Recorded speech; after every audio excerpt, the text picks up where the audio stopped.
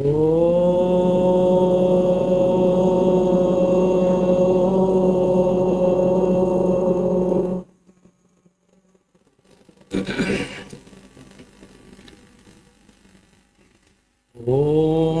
भूर्भुवः स्वः तत्सवितुर्वरेण्यं भर्गो देवस्य धीमहि धियो यो नः प्रचोदयात्।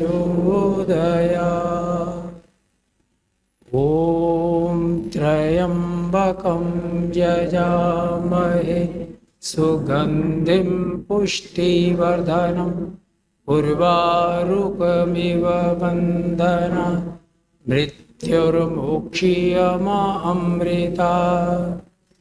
ॐ नमः शम्भवाय च मयोभवाय च नमः शङ्कराय च मयस्कराय च नमः शिवाय च शिवतराय च। ओम शांति शांति शांति। श्रद्धा में मातृशक्ति एवं भद्र पुरुषों, आज एक बार पुनः स्वामी दयानंद सरस्वती के बोध दिवस पर कुछ विशेष चिंतन हेतु हम सभी लोग यहाँ एकत्रित हैं। सृष्टि का कालचक्र निरंतर प्रवाहित हो रहा है और इसी चक्र के अनुसार बोध दिवस भी आ गया और प्रत्येक वर्ष हम बोध दिवस और निर्वाण उत्सव मनाते हैं। ऋषि बोध दिवस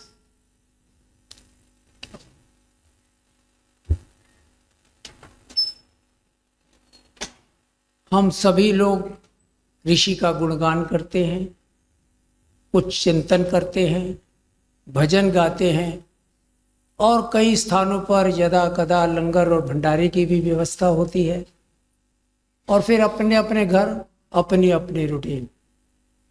तो कभी कभी मुझे लगता है कि हम कहीं यंत्रवत तो नहीं मना रहे, क्योंकि यंत्रवत जो भी कार्य होता है वो आंख बंद करके ही होता है। अगर आंख खुल जाए तो यंत्र के अनुसार कार्य नहीं होगा, अवस्था के अनुसार आवश्यकता के अनुसार फिर कार्य होता है।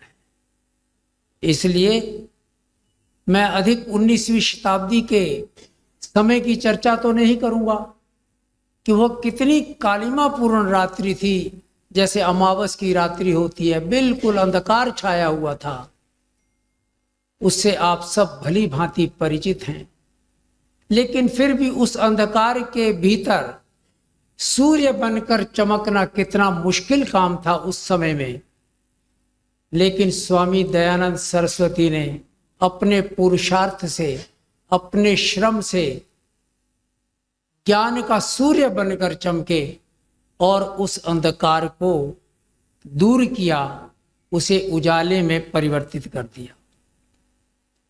वो समय था जब सभी तनावग्रस्त रहते थे, अशांत वातावरण था और आप जानते हैं कि पंडितों की क्या हालत थी उस वक्त। लोगों को बहला फुसलाकर पाखंडों से उनसे अपना धंधा चलाते थे। लेकिन स्वयं स्वामी दयानंद के आते ही उनके धंधे पर पहला कुठाराघात हुआ, क्योंकि धर्म में धंधा नहीं होता और जहां जहां धर्म में धंधा होगा वहां वहां धर्म नहीं रहेगा। लेकिन धंधे में धर्म अवश्य होना चाहिए, क्योंकि अगर धंधा बिना धर्म के होगा तो गलत दिशा की ओर मुड़ जाएगा। इसलिए आधार तो धर्म का है, धर्म सदैव होना चाहिए।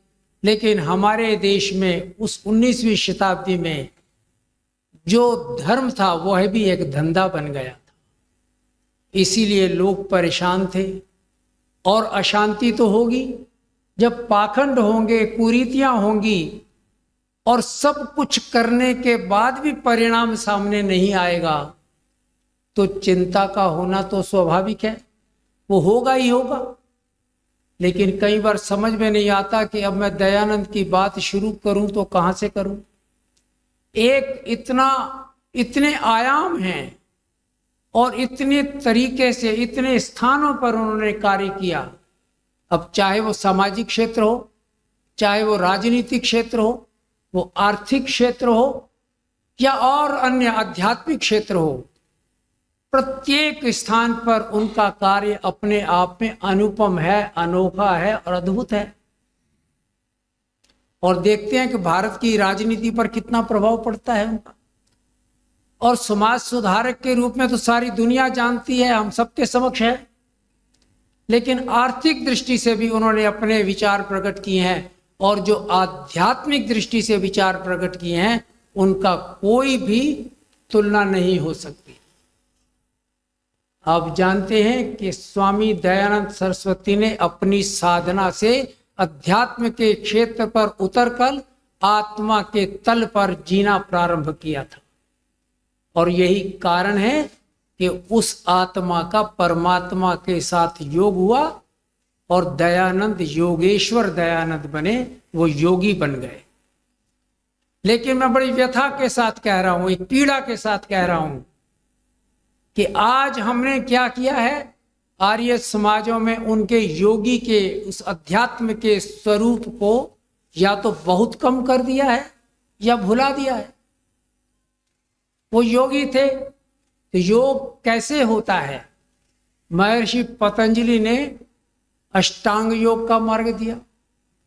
और कहने को तो अष्टांग है, वैसे तो 16 ही उसके चरण हैं, क्योंकि प्रथम 2 के 5-5 चरण हैं। यम, नियम, आसन, प्राणायाम, प्रत्याहार, धारणा, ध्यान और समाधि। और आपने पढ़ा होगा कि स्वामी दयानंद जब ध्यान के माध्यम से समाधि में प्रवेश करते थे तो 18 घंटे की समाधि में रहते थे। इतने समय तक समाधि में रहने वाला वह महामानव जिसने हमें ये आर्य समाज दिया, जिसने ये हमें मार्ग दिया जिस पर हम चल रहे हैं। लेकिन अब हमारे आर्य समाजों में मेडिटेशन और समाधि की व्यवस्थाएं लगभग समाप्त हो गई हैं। यद्यपि यहाँ का तो मुझे पता है, आपके सुशांत लोक में कि 1-2 बार मैंने कार्यक्रम में देखा था, अमितेश जी ने यहाँ मेडिटेशन का प्रोग्राम भी कराया था। लेकिन ये क्रमवार अगर चले, अगर क्रमवार नहीं चलेगा तो अब आगे योगी कौन बनेगा? क्या स्वामी दयानंद योगी बने उसके बाद किसी योगी की आवश्यकता नहीं है? तो जिस सुधार की प्रक्रिया को उन्होंने प्रारंभ किया था उस प्रक्रिया का क्या होगा?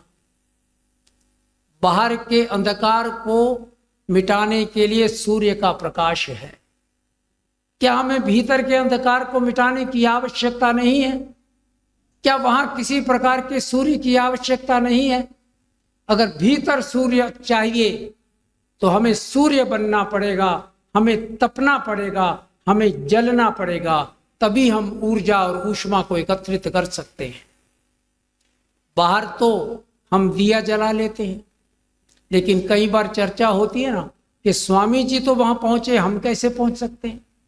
ये बात भी ठीक है, हम सब सूर्य तो नहीं बन सकते, लेकिन एक छोटा सा दिया तो बन सकते हैं।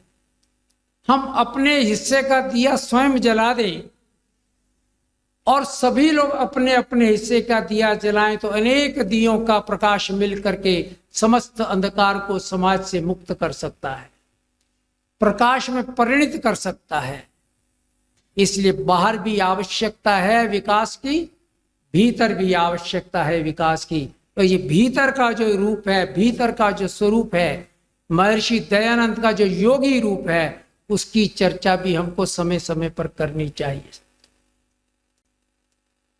लेकिन अगर हम देखें सामान्य तौर पर तो ऋषि दयानंद की चर्चा करते समय किसी की पंक्तियां मुझे याद आती हैं कि वो कहते हैं कि ए ऋषि, तूने हमें जगा दिया, वरना हम तो सोए हुए थे। आप जानते हैं हिंदू समाज की स्थिति क्या थी। हिंदू समाज को मारने की आवश्यकता नहीं थी, वो तो अपने कर्मों से स्वयं ही मरा जा रहा था। इस समाज को जगाने का कार्य अगर किसी ने किया है तो स्वामी दयानंद सरस्वती ने किया है। सदियों तक ये इतिहास न जान पाएगा तुझे ऋषि दयानंद, सदियों तक ये इतिहास न समझ सकेगा तुझे कि तुम मानव थे या मानवता के महाकाव्य। ये हम भी देखते हैं कि कहां से शुरू करें और किसकी बात करें, किधर जाएं।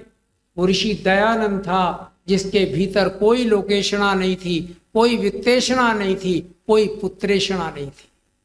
किसी प्रकार की दुर्बलता ने उनको पकड़ा नहीं था। बिना दुर्बलता के उस व्यक्ति ने जीवन में जीना सीखा था, चलना सीखा था, चलकर दिखा दिया, मार्ग भी बना दिया और हमें मार्ग का दर्शन भी करा दिया। वो उन परिस्थितियों में उस मार्ग पर चले कि मार्ग भी बनाया।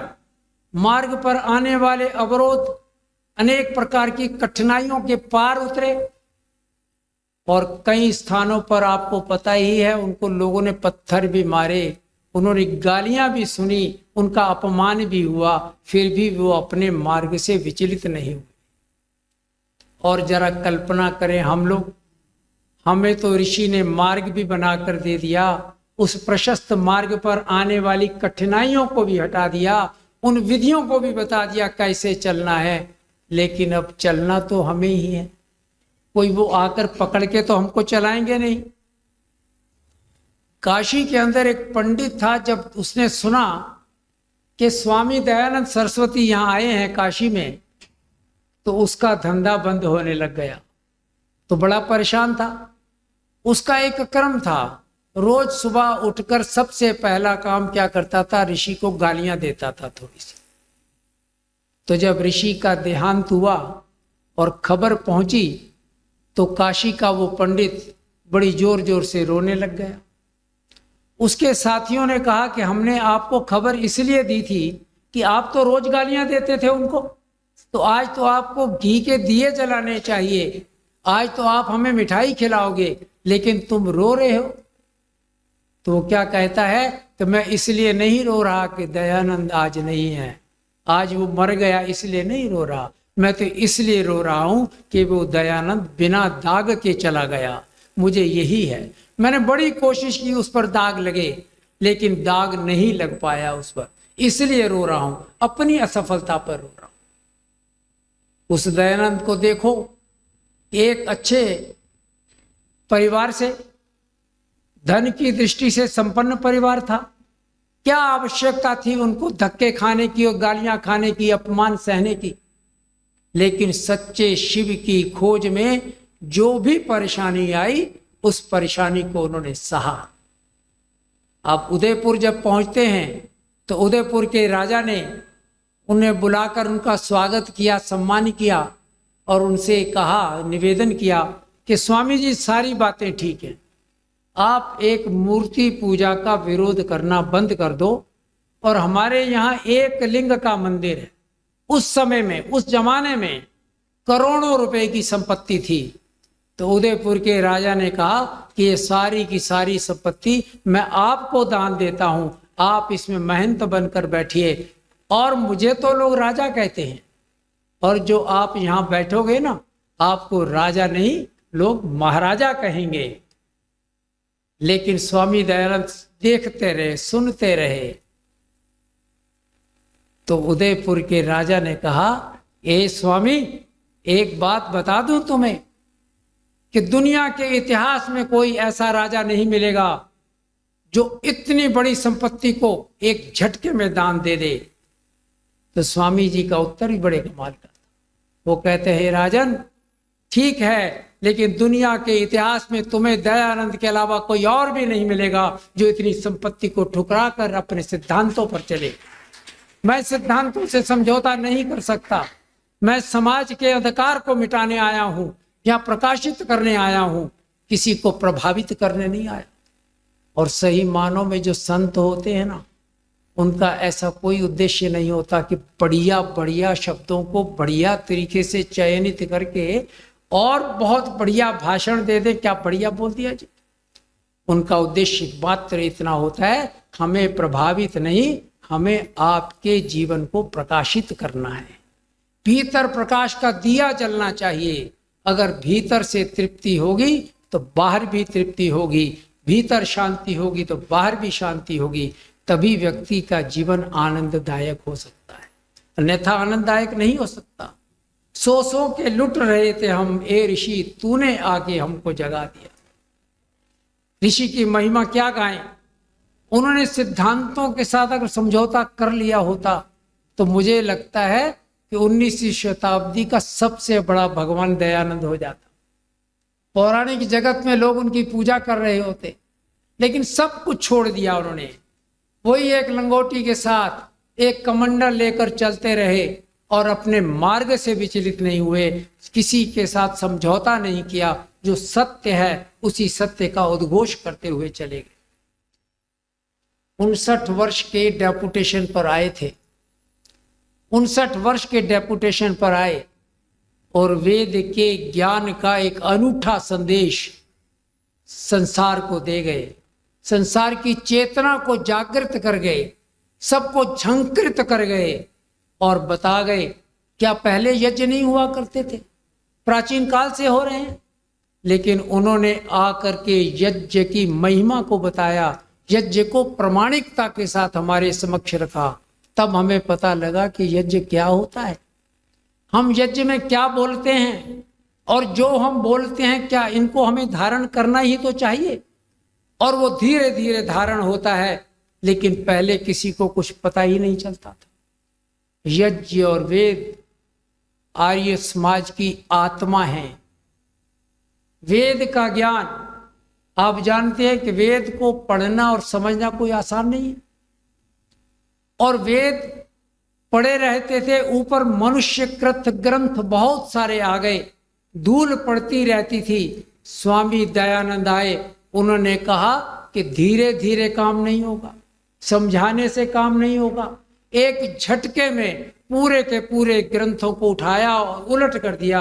जो वेद सबसे नीचे था सबसे ऊपर हो गया, उसकी धूल जड़ गई। और उस वेद के भीतर के ज्ञान को, एक एक मंत्र को निरुक्त के आधार पर समझा और समझ करके हम सभी के समक्ष रख दिया, ताकि तमस से बाहर निकलकर हम प्रकाश में आ जाएं। तमसो मां ज्योतिर्गमय, ये आधार था आर्य समाज की स्थापना का, इस तमस से प्रकाश की ओर आना। और जब कभी भी स्वामी दयानंद सरस्वती देखते थे कि कोई समस्या आ रही है, तुरंत उस समस्या का समाधान ढूंढकर सामने रख देते थे। कहीं कोई तर्क चाहता हो तो तर्क की दृष्टि से समझाते थे, और योग की दृष्टि से समझाना हो तो योग की दृष्टि से समझाते थे। तो बाहर के अंधकार को भी दूर किया और योगी बनकर हमें अपने भीतर के अंधकार को भी दूर करने की प्रेरणा दी। इसलिए संसार में प्रकाश की आवश्यकता है।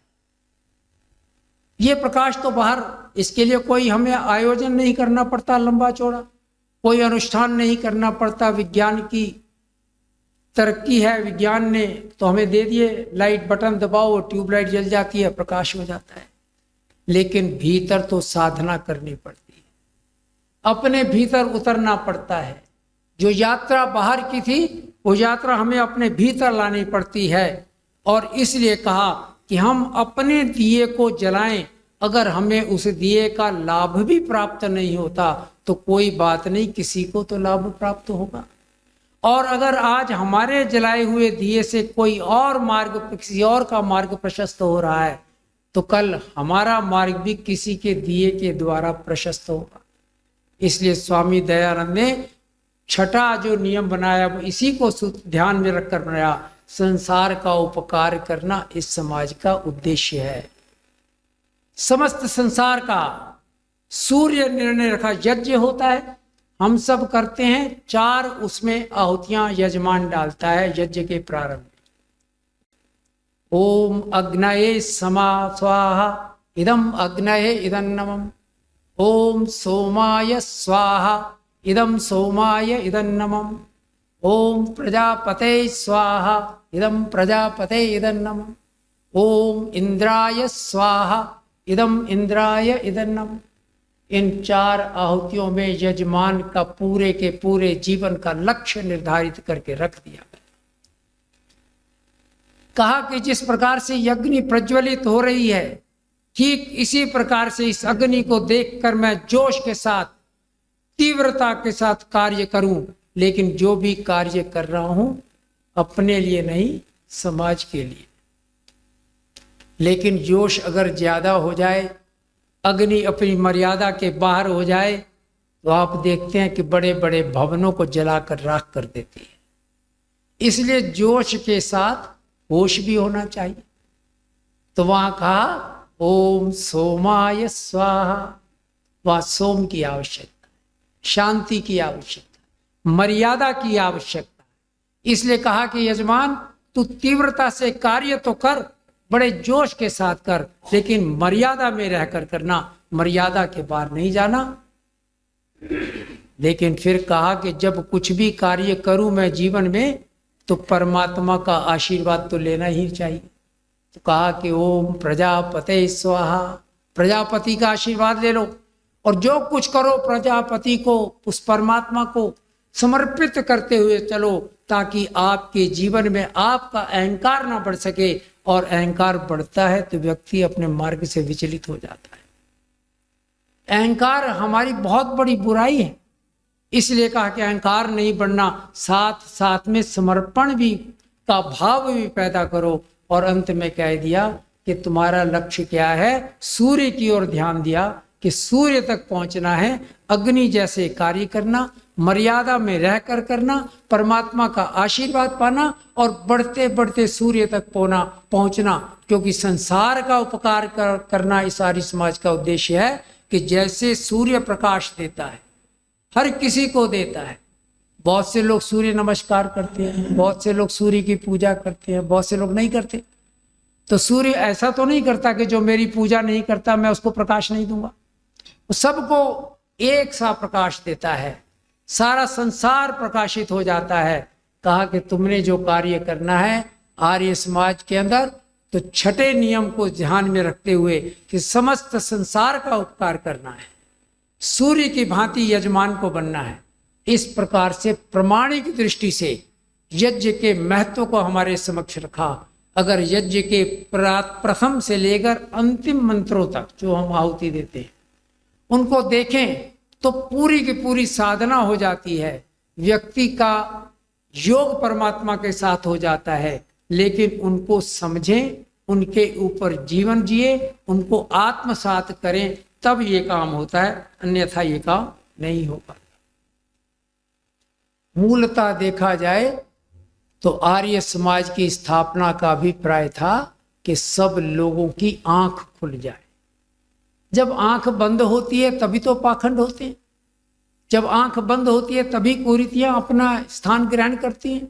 लेकिन आंख खुल जाए तो फिर गड़बड़ नहीं हो सकती। कि आंख कैसे खुले, इसी आंख को खोलने की प्रक्रिया के फलस्वरूप एक नियमित व्यवस्था स्वामी दयानंद सरस्वती ने आर्य समाज की स्थापना के रूप में कर दी। कि जिस प्रकार से आप यज्ञ करो, जिस प्रकार से वेद के ज्ञान को समझो, और वेद का ज्ञान चूंकि बड़े कठिन संस्कृत के मंत्र हैं, आजकल संस्कृत तो हम लोगों को आती नहीं, बहुत कुछ लोगों कम लोगों को आती है, तो कोई बात नहीं, उपनिषद है। उपनिषद बनाए इसीलिए गए कि ऋषियों ने देखा कि लोगों को समझ में नहीं आता, तो सरल ढंग से छोटे छोटे सूत्र बना दिए। वही वेद ज्ञान हमें उपनिषदों में मिलता है। और जब उपनिषद भी नहीं समझ में आते तो फिर और आगे थोड़ा बढ़ जाओ, और आगे क्या बढ़ जाओ, सर्वो उपनिषदो गावो दोग्धा गोपाल नंदना। कि योगेश्वर श्री कृष्ण ने इन उपनिषद रूपी गायों का दुहन करके जो दुग्ध प्राप्त हुआ उसको जमा कर दही के रूप में रखा, उसका मंथन किया और एक मक्खन प्राप्त किया। उस नवनीत को तपा करके अमृतरूपी घृत पाया, और उस घृत के रूप में, उस निष्कर्ष के रूप में, उस वेद के ज्ञान को छोटे छोटे श्लोकों के रूप में हम सबके समक्ष रख दिया। और हम आजकल श्रीमद् भगवत गीता की ही चर्चा यहाँ कर रहे हैं। आज शिवरात्रि ऋषि बोध उत्सव का समय आ गया। तो कल परसों बात हुई अपने मंत्री जी से, तो यही बात बनी कि इस बार जो है बोध दिवस पर, क्योंकि संडे को ही पड़ गया है, तो थोड़ा विषय बदल दिया जाए। तो हम जब छोटे छोटे होते थे ना, एक वृक्ष से आम नीचे गिरता था, सेब के वृक्ष से सेब गिरता था। वृक्ष से जब फल गिरता है तो हम सभी लोगों ने देखा है, लेकिन न्यूटन ने भी तो देखा था मात्र, लेकिन उसने आंख खोलकर देखा था और सिर्फ इस बात से कि फल वृक्ष से नीचे गिर रहा है, गुरुत्वाकर्षण के महत्वपूर्ण सिद्धांत का प्रतिपादन करती, और वो सिद्धांत भविष्य में भौतिक जगत का आधार बनता। भौतिक विज्ञान के अंदर जितना विकास हुआ है, जितने अन्वेषण हुए हैं, सब जगह ये गुरुत्वाकर्षण, लॉ ऑफ ग्रेविटेशनल फोर्स काम करती है। हम छोटे छोटे थे तो पहले जमाने में अलग से किचन नहीं हुआ करती, एक कमरा, कमरे के आगे बरामदा, बरामदा के आगे थोड़ा सा, बरामदे में ही किचन होती थी, सुबह शाम वही खाना बन जाता था। तो हमारी माता जी कभी आलू उबालती, कुछ करती, अंगीठी के ऊपर एक पतीली रख देती थी, उसके ऊपर ढक्कन। थोड़ी देर बाद जब आलू उबलते थे तो ठक ठक ठक ठक ढक्कन हिलने लग जाता था, और हम सब ने देखा है, हम भी देखते थे, बात खत्म हो गई। लेकिन जेम्स वॉट ने भी देखा कि ये ढक्कन हिल रहा है, तो उसके भीतर ये भाव उठा, जब आंख खोल के देखा कि ये ढक्कन क्यों हिलता है, तो भाप की शक्ति का एहसास हुआ। उस भाप की शक्ति से स्टीम इंजन, भाप का इंजन बना दिया, जो कितनी बड़ी गाड़ी को कहां तक ले जाती है। और कालांतर में फिर ये डीजल से चलने लग गए इंजन, और अब तो इलेक्ट्रिसिटी आ गई, ये विकास हुआ। तो ये आंख खोलने की बात है। उड़ते हुए पंछियों को कौन नहीं देखता, लेकिन राइट ब्रदर्स ने कल्पना कर ली कि हवाई जहाज बनाया जा सकता है। मूल शंकर जब शिव के मंदिर में जाता है और वहां देखता है कि शिवलिंग के प्रसाद को चूहा खाकर निकला जा रहा है, ये तो कुछ हो नहीं रहा, ये कैसा परमात्मा है जो अपनी रक्षा नहीं कर रहा। क्या आज ऐसा नहीं होता? आज भी शिवलिंग पर प्रसाद चढ़ाया जाता है, आज भी चूहे आकर खा जाते हैं। पहले भी ऐसे होता था, आज भी होता है, लेकिन मूल शंकर ने उसको देखा था, उसकी आंख खुली थी, और उस आंख के खुलने के बाद सच्चे शिव की खोज प्रारंभ हुई, और उसकी साधना ने उसको योगी बना दिया। सच्चे शिव को उन्होंने खोज लिया। बोध दिवस का अभिप्राय ये नहीं कि आज बुद्धत्व को प्राप्त हुए थे, आज तो उनकी आंख खुली थी। आंख खुलने का मतलब आज से बोध को प्राप्त करने की यात्रा प्रारंभ हुई थी, और इस यात्रा में वो आगे बढ़े थे, और एक स्थान पर जाके उन्हें बोध का एहसास हो। जब विरजानंद सरस्वती के पास पहुंचते हैं मथुरा में, और बाहर से दस्तक देते हैं, तो विरजानंद ने पूछा कि कौन? तो थोड़ी देर दयानंद रुके और फिर कहते हैं, यही तो मैं जानने आया हूं कि मैं कौन हूं। बस विरजानंद ने वही अनुमान लगा लिया कि यही है जिसे मुझे ज्ञान देना है, यही है जो सूर्य बनकर संसार में चमक सकता है। तुरंत उन्होंने कहा कि दरवाजा खोल लीजिए और भीतर आ जाइए। और सबसे पहला काम क्या किया कि देखो, जितना संसार से तुमने कूड़ा करकट इकट्ठा किया है अपने दिमाग में, वो सारा का सारा कूड़ा करकट जो पंडितों से सीख कर आए हो, सामने जमुना नदी है, जाओ और वहां सब बहा करके आ जाओ। 1 मिनट नहीं लगाया दयानंद ने, वो जमुना में गए, डुबकी लगाई, कहा कि सब कुछ छोड़ दिया, खाली हो करके विरजानंद सरस्वती के सामने आ गया। और विरजानंद सरस्वती ने तब उसको ज्ञान का सूर्य बना दिया, व्याकरण का आचार्य बना दिया। और शायद इस समय जब महर्षि दयानंद सरस्वती थे, मुझे नहीं लगता कि इनसे विद्वान कहीं कोई महापुरुष दिखाई देता हो। तो दयानंद की अपनी महत्ता थी, अपना ही उसका हिसाब किताब था। लेकिन ऐसा नहीं कि केवल सामाजिक क्षेत्र में, ठीक है उन्होंने अंधकार में प्रकाश किया, लेकिन उन्होंने यज्ञ और वेद के जिन रहस्यों को प्रकट किया, वो हम सब लोगों के लिए आश्चर्य की बात भी है और लाभ की बात भी है। लेकिन इसके साथ साथ एक बात और थी कि भारतीय स्वातंत्र संग्राम जो हो रहा था उसके अंदर उनकी महत्वपूर्ण भूमिका रही। आजादी के लिए संघर्ष हो रहे थे, वो सारा का सारा संघर्ष दयानंद के चारों ओर घूमने लग गया। स्वामी दयानंद सरस्वती जो शायद आर्य समाज के रूप में स्थापना करने की और भारत की आजादी में एक महत्वपूर्ण, एक अनुपम, एक अनोखी छाप छोड़ी वहां पर। लेकिन अब देखो ना, हमारी भी आंख बंदी ही है सबकी, क्योंकि अब कभी कहीं भारतीय स्वतंत्रता का इतिहास कहीं लिखा जाता है, कोई चर्चा होती है, तो आर्य समाज का नाम आपको बहुत कम दिखाई देगा, और दिखेगा भी दयानंद का नाम तो एक कोने में आ जाएगा, सामने दिखाई नहीं देगा।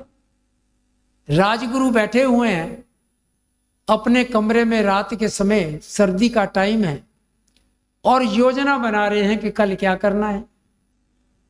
तो वहां एक अंगीठी जल रही है और कोयले उसमें जल रहे हैं, धधक रहे हैं। तो एक संडासी होती है, एक चिमटा होता है, एक संडासी होती है। संडासी उसके बीच में रखी हुई है। क्यों रखी हुई है? कोयलों को व्यवस्थित करने के लिए, कहीं कोयला इधर उधर ना चला जाए। अचानक चर्चा करते करते क्या होता है कि राजगुरु ने अपने बटन खोले और संडासी, लाल रंग की सुर्ख संडासी उठाई और अपनी छाती से अपने मांस को खींच लिया। तो बाकी साथियों ने तुरंत उनको पकड़ा कि क्या करते हो राजगुरु, ये क्या कर रहे हो? तो राजगुरु कहता है कि अंग्रेज बड़ा अत्याचारी है, जब हम पकड़े जाएंगे तो इससे भी ज्यादा अत्याचार करेगा। मैं अपनी परीक्षा ले रहा था कि अगर मैं संडासी से अपने मांस को खींच लेता हूं और मेरे मुंह से अगर उफ निकलती है तो ये शरीर रूपी जो समिधा है ये राष्ट्र के कुंड में आहुत करने के योग्य नहीं है। इसलिए मैं अपनी समिधा को शुद्ध कर रहा हूं, अपनी समिधा को पवित्र कर रहा हूं। लेकिन राम प्रसाद बिस्मिल का अगर ध्यान करें तो बात ही अलग है, उन्होंने तो कमाल ही कर दिया। राम प्रसाद बिस्मिल को फांसी हो गई और आपको पता 2-3 दिन मेडिकल चेकअप होता है। जब अंग्रेज अधिकारी रोज मेडिकल चेकअप करने आए तो जिस दिन फांसी होनी थी उस दिन उन्होंने उनका चेक किया तो उनका भार बढ़ गया, और जब अंग्रेज अधिकारी उनकी कोठी पर पहुंचता है तो वहां वो बैठे ही नहीं है। कहाँ गए? वो सामने मैदान में खड़े हैं, दंड बैठक लगा रहे हैं। वो हैरान, कहता है कि इसे अभी 2-4 घंटे में फांसी दी जाएगी। जिसे पता हो कि मुझे भी 2-4 घंटे में मर जाना है तो वो क्या दंड बैठक लगाता है? उसका शरीर तो सूख कर कांटा हो जाता है, वो तो मरने की चिंता में पड़ा होता है, इसको क्या हुआ? और जब उसका मेडिकल चेकअप हुआ तो उसका वेट होता, वजन थोड़ा बढ़ गया। अब वो चले गए, लेकिन उस अंग्रेज अधिकारी को चैन नहीं पड़ा, ना कुछ खाना खाया जाए, ना चाय पी जाए, ना कुछ किया जाए। उसको लगा कि अभी 2-4 घंटे में इसको फांसी दे दी जाएगी, तो वो उठा और वापस आ गया।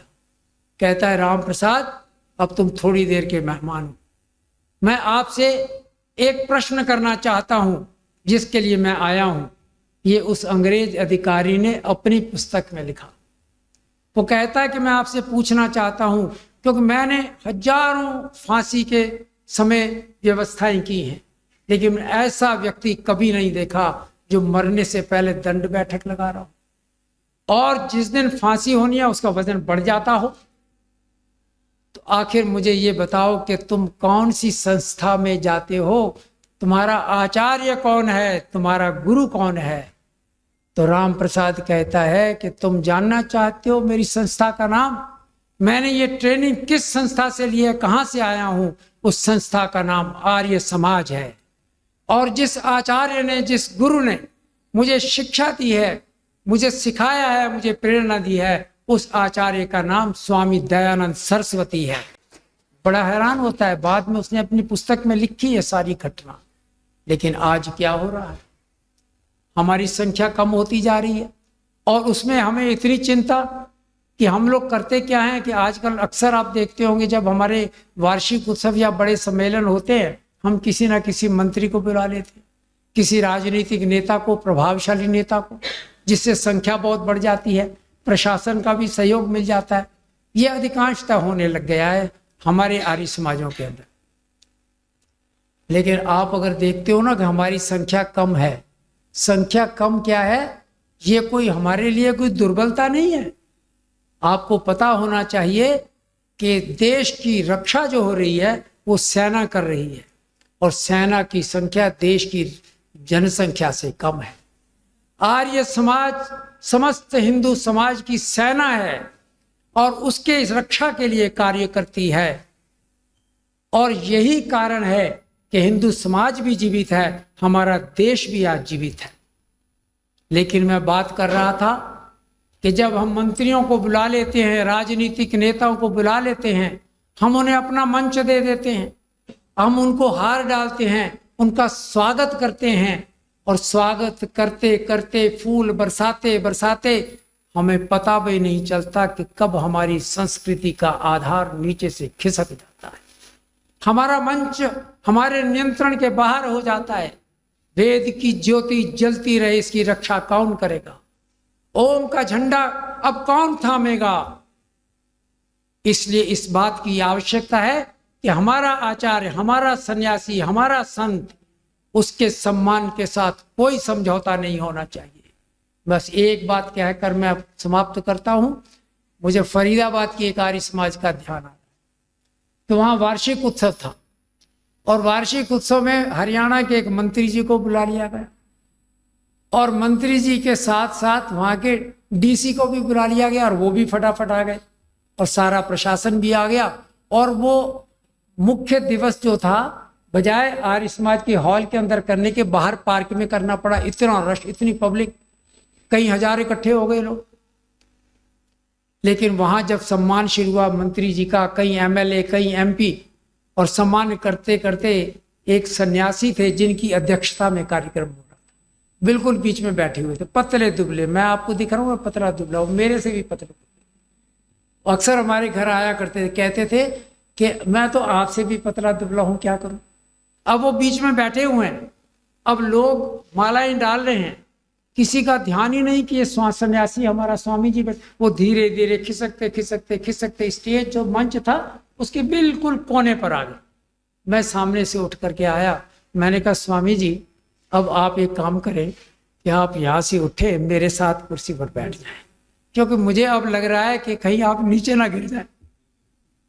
तो स्वामी जी ने मुझे कहा, बजाज जी कोई बात नहीं, मैं खिसकता आया हूं, अब यहां से गिर भी जाऊंगा तो भी सबकी आंखें तो कम से कम खुल जाएंगी। ये होता है हमारे यहाँ।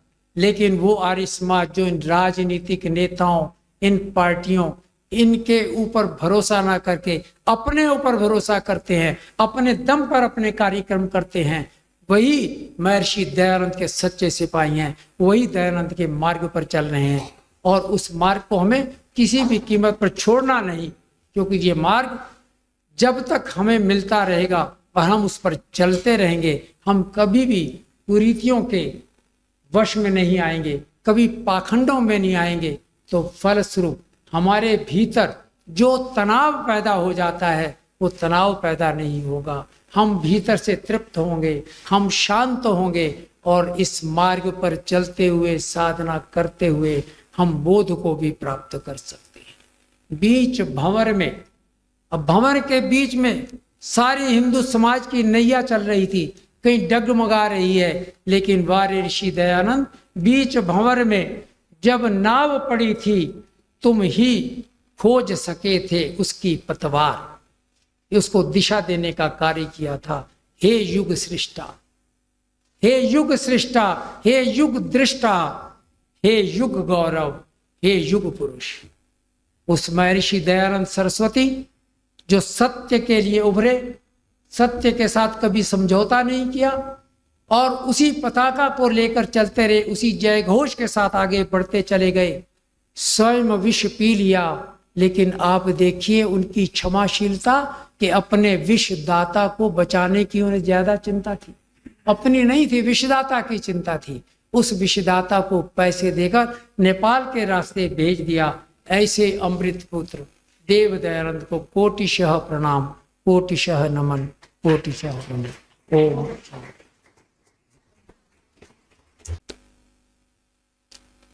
अभी हम महर्षि बजाज जी को सुन रहे थे, तो भगवत गीता के श्लोकों का जो निहित अर्थ है उस पर जितना उनका अधिकार है, जिस सरलता से वो उनकी व्याख्या प्रस्तुत करते हैं, आज महर्षि दयानंद के जीवन दर्शन पर भी उन्होंने उन बिल्कुल सरल शब्दों में उसको प्रस्तुत किया। बहुत सी बातें उन्होंने ऐसी बताई कि जो बहुत सारे समाजियों को पता भी नहीं होंगी। मैं उनका धन्यवाद करता हूँ।